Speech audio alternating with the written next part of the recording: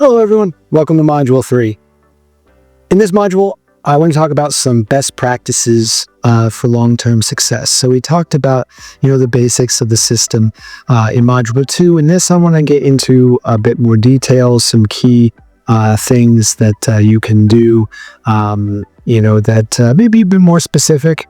And I think we'll cover a lot of individual pieces of this that can really help make sure your task list is as clean, optimized as it can be, and some ways to cut down on the number of tasks in your task list. Obviously we don't want to miss anything, but there are ways we can adjust the system to lessen those tasks but still make sure that they are taken care of properly. So the first thing I want to talk about is meeting agendas and how we can use meeting agendas to our advantage. In general, I want to mention that it's not a good idea to place tasks in your calendar, right? Even if you're going to work on X task at 8 in the morning, you don't want to make that a calendar event. I think the key thing there is that, if you do that, I guess you're first of all making a second list, but also, there's the possibility that a higher priority arises. Someone wants to create a meeting at that time and they see that you're no longer available, and that priority could end up getting pushed aside, even though you may not want that, right? So there's a few different things. The second list we want to avoid, but then also, blocking that space off where there could be something important or urgent that someone wants to meet with you about. So I want to get that out of the way. But then I want to talk about how can we use meeting agendas to our advantage. Well, the first is that if you're in a meeting and the agenda is properly laid out in the calendar event, as the meeting is happening, you can easily copy and paste some of those key points. If they are, assigned to you, you can copy and paste those into tasks, and you don't need to, write them down and have it go through, multiple, stages. And it's super easy to copy and paste into your task lists. You can, if anything's referenced, you can link that pretty easily. And yes, you are adding tasks to your list. That's not lessening the number, but it is saving you a bit of time in the long run. You aren't going to have to write things down and process that list, which we'll talk about a little later. You can kind of just make it super quick, easy, one step, and capture those tasks from agendas. The other way you can use meeting agendas to your advantage is kind of the other way around.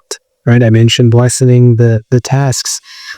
If you have tasks to follow up, maybe you have like a regular meeting with someone, every week or every month or something like that.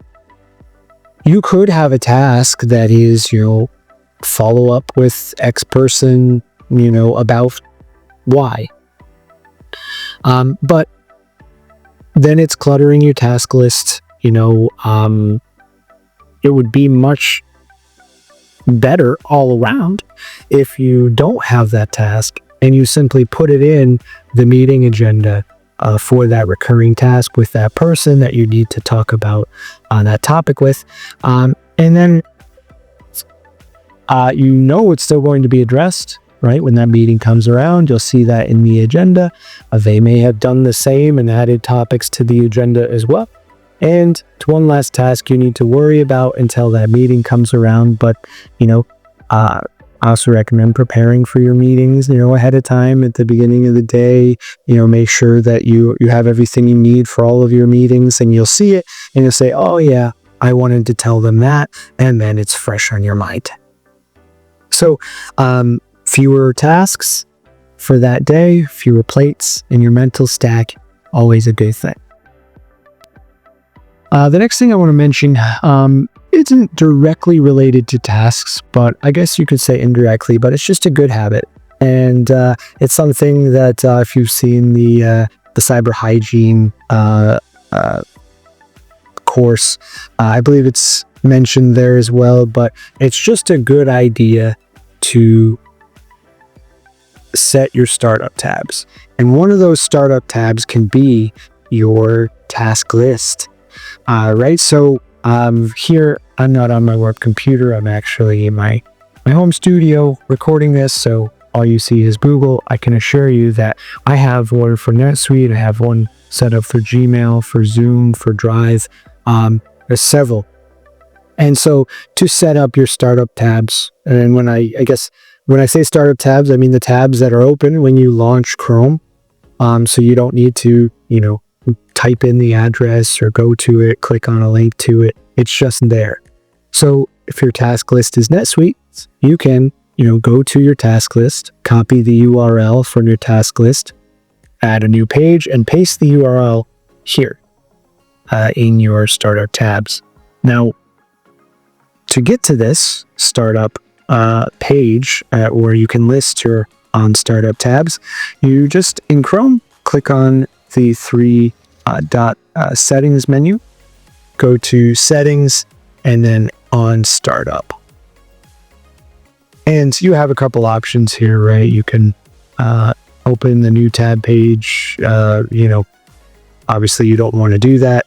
You can continue where you left off. Again, I don't like that because it suggests that, I didn't close something before I shut down, that sort of thing. So make sure you have open a specific page or set of pages, set your pages. And if you have them open, you could even click use current pages. It'll turn all of your open tabs into startup pages, and it'll save you time. And you'll know that your task list is one of those. And then you want to consider, signing in. Now we have RoboForm, so you don't need to remember passwords, which is great. But you do want to make sure that you aren't distracted by, things like email before you sign into your other platforms or address your tasks. So another thing to keep in mind that's related to this topic. So next, avoiding task list chaos. This is, something that we've already touched on several times. Post-it notes are bad. They are another list. Even if there's only one thing on them, that should be in your task list on a certain day. I am guilty. I make them, but more for, kind of things that are already in my task list that I want that extra reminder, like a big bright color, by my keyboard. It's I guess technically a second list, but really it's just a duplication of the task somewhere else where I'm going to see it. Do I recommend that?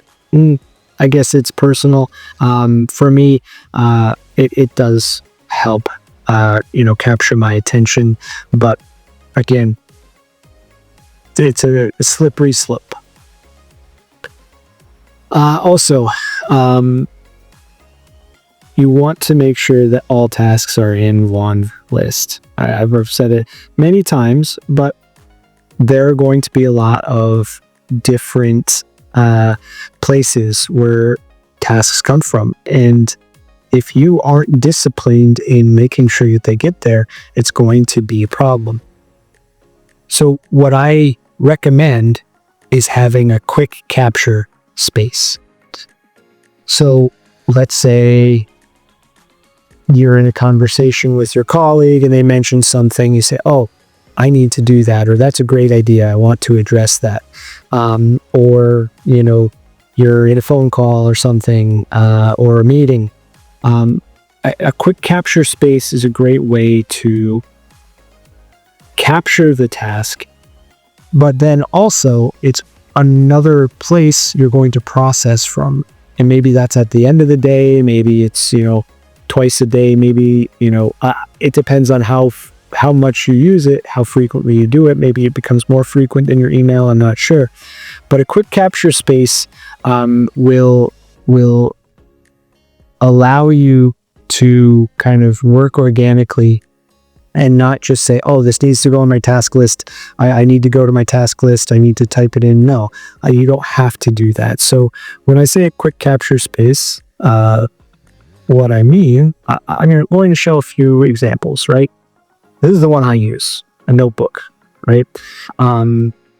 If you have a notebook, you're likely taking notes when you're in meetings and, maybe in like a webinar or something like that. What I like to do is take notes, but when something needs to become a task, I put a big star next to it. And so then I process my quick capture space the same way I would my inbox. I see the star and I say, oh, there's a task. And when I'm processing that, it becomes a task. Now, be extra careful if you make those stars and you don't process that on a regular basis like you would your email, then you have another list, right? And potentially pages and pages of tasks that you don't even know about because they're not in your task list, and it's more plates that you need to worry about in the mental stack. So this is one example, and it happens to be the one that I use. This is something I think is interesting. I think that maybe this setup is not the best. The phone may be a distraction to you, depending on your phone habits. But you can also see that this also has a to-do list. You don't want to turn this into your task list or another list, but it is a good place where you can quickly write something down and then process from here. And so this is another option. Another one that I would really like at some point, which I just haven't pulled the trigger on just yet, is one of these tablets. It doesn't have to be this type of tablet, but this is a paper tablet. So it's not light that's shining into your eyes, damaging your eyes. It simulates paper, but it could be any type of tablet, with a stylus. I think the stylus is an important part of this, at least from my perspective. I think typing, for me, it can be, I guess, distracting. But for me, if I'm writing something with a stylus, it's more natural, organic, and it's easier to kind of just record things, take notes, and then make sure I add that star next to it. So that's the idea of a quick capture space. I'm sure that there are many more options, but those are 3 common ones.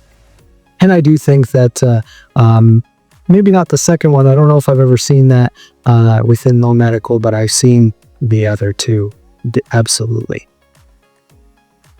And so really just to reiterate, it's super important that you convert those tasks from your notes into your task list.